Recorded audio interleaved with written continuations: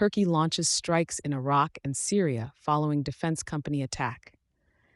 In a swift and forceful military reaction, Turkey's Air Force initiated a series of airstrikes on Kurdish positions within northern Iraq and Syria.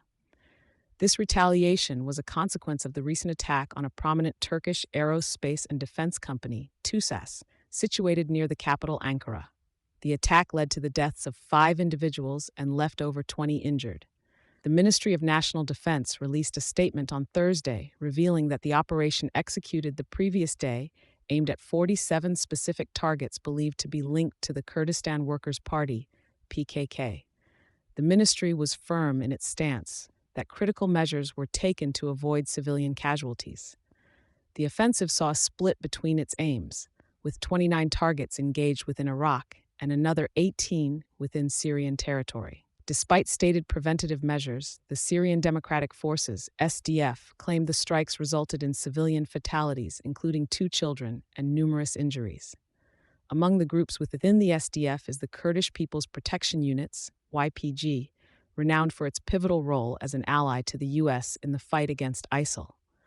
The YPG's association with the SDF has been problematic for Turkey, which views the group as synonymous with the PKK, a designated terrorist organization by Ankara and many of its international allies.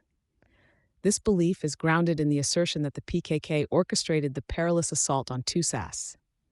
Following the strikes, Turkish officials announced that 59 militants were neutralized, a term that typically implies fatalities. Interior Minister Ali Yerlikaya specified the identification of one of the TUSAS attackers as a PKK terrorist. The tensions escalated following the attack on TUSAS as security measures intensified nationally. Notably, Istanbul's primary airports announced heightened security protocols, urging travelers to anticipate delays and arrive well in advance for their flights. The backdrop to this event includes a statement from Devlet Bahçeli, the leader of the far-right nationalist movement party MHP, an ally to President Erdogan's AKP, hinting at potential parole for Abdullah Öcalan, the imprisoned PKK leader, should he renounce violence and dissolve the organization. However, following the TUS attack, President Erdogan condemned the incident as a heinous terrorist attack. Internationally, the actions drew a response from the Iraqi embassy in Ankara, which condemned the TUSAS attack and proclaimed its adamantine opposition to terrorism. Regular airstrikes by Turkey against the PKK in Iraq and repercussions against affiliated Kurdish groups in Syria have been part of its ongoing effort to mitigate threats and secure an advantage in conflicts involving Kurdish militants.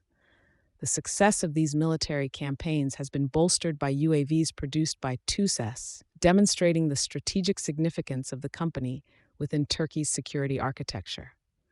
The strife, which has carried on since the 1980s, continues to be a source of conflict and upheaval in southeastern Turkey, having caused tens of thousands of deaths.